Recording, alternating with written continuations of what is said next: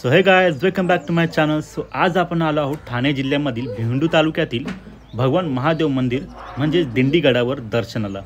So व्हिडिओला पूर्ण बघा, लाईक शेअर कमेंट आणि सबस्क्राइब जरूर करा। तुम्हाला इथे यायचे असेल तर कल्याण स्थानकापासून तुम्हाला कमीत कमी 15 किलोमीटर अंतरावर असलेले दिंडीगड येथील पायथ्यापर्यंत यावे लागेल। तुम्ही इथे टॅक्सी किंवा स्वतःच्या गाडीने पायथ्यापर्यंत पोहोचू शकता। तुम्हाला जाताना खूप चांगले दृश्य पाहायला मिळतील। तुम्ही पायथ्यापासून डोंगरापर्यंत गाडी नेऊ शकता किंवा चालतही 1 तासात तुम्ही डोंगराच्या वर पोहोचू शकता।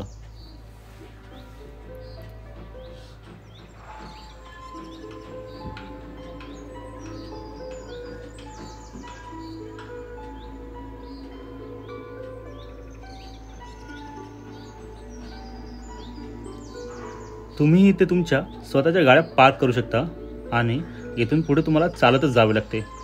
पायऱ्या चढून जेमतेम 10 ते 15 मिनिटात तुम्ही मंदिराच्या जवळ पोहोचता।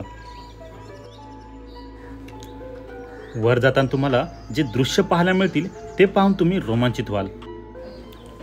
भिवंडी येथील जवळील एका गावात शेतकरी राहत होता। एकदा त्याला प्रभू शंकर महादेवाचे स्वप्न पडले आणि स्वप्नात शंकराने त्याला सांगितले की मी एका मोठ्या जंगलामध्ये एका ढिगाऱ्याखाली आहे। त्या जागेची नजर दिली आणि सांगितले की माझ्यावर एक मोठा दगड आहे, कृपया मला मदत करा आणि यापासून मुक्त कर। तो झोपेतून एका झटक्यात जागा झाला आणि आपल्या पत्नीबरोबरच त्याच्या स्वप्नाबद्दलची चर्चा केली। त्याच्या पत्नीने उत्तर दिले की ही कहाणी खरी असू शकते। मंदिरातील सभामंडपातून पुढे गेल्यावर तुम्हाला गाभाऱ्याच्या समोरील नंदी महाराजांचे दर्शन होईल। समोरील गाभाऱ्यांमध्ये तुम्हाला 2-3 पायऱ्या खाली उतरल्यावरती भगवान महादेवांचे म्हणजे देवादिदेव महादेवांचे दर्शन होईल। भगवान महादेवांचे दर्शन घेऊन तुम्ही मंदिराच्या सभामंडपावरती जाऊन संपूर्ण भिवंडी, ठाणे आणि कल्याण शहराचे दृश्य पाहू शकता। शेतकरी आपल्या पत्नीसह जंगलात गेला आणि त्यांनी जंगलातील सर्व कोरडे झोपे तोडण्यास सुरुवात केली। कित्येक तासानंतर भगवान शिवच्या शोधासाठी प्रयत्न केले। शेतकऱ्याला मंदिराच्या आजूबाजूची भिंती मिळाली।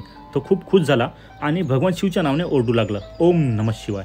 शेतकऱ्यांनी गावकऱ्यांना बोलवून आजूबाजूची भिंत दाखवली। तेव्हा ग्रामस्थांना शेतकऱ्याच्या त्या स्वप्नावर विश्वास ठेवण्यास सुरुवात केली। शोधासाठी त्याला मदत करण्यास सुरुवात केली। जंगलात एक भला मोठा दगड सापडला। मग त्या शेतकऱ्याने समजावून सांगितले की स्वप्नात त्याने शंकर महादेवाला एक मोठ्या दगडाखाली असल्याचे पाहिले। म्हणून गावकऱ्यांनी असा अंदाज लावला की दगडाखाली भगवान शिव असू शकतात। त्यांनी त्या विशाल दगडाला हलवण्यासाठी क्रेनची व्यवस्था केली व ते शक्य केले। खडक हलवल्यानंतर त्यांनी शिवलिंग आढळले, जे गावकऱ्यांसाठी एक धक्कादायक होते। त्यांनी शिवलिंगाच्या सभोवतालची सफाई करून सभोवतालची मातीही खोदली आणि गावकऱ्यांना जमिनीखाली संपूर्ण मंदिर मिळाले। पुन्हा थोडंसं खाली येऊन उजव्या हाताला तुम्हाला एक रस्ता जाताना दिसेल, जो दुर्गा मातेच्या सुंदर मंदिराकडे जातो। हे मंदिर दुर्गा मातेचं असून मंदिराच्या समोरच तुम्हाला कालभैरवांचे मंदिर दिसेल। डोंगराच्या आणि जंगलाच्या कुशीत असलेले हे मंदिर तुम्हाला पाहायला मिळेल।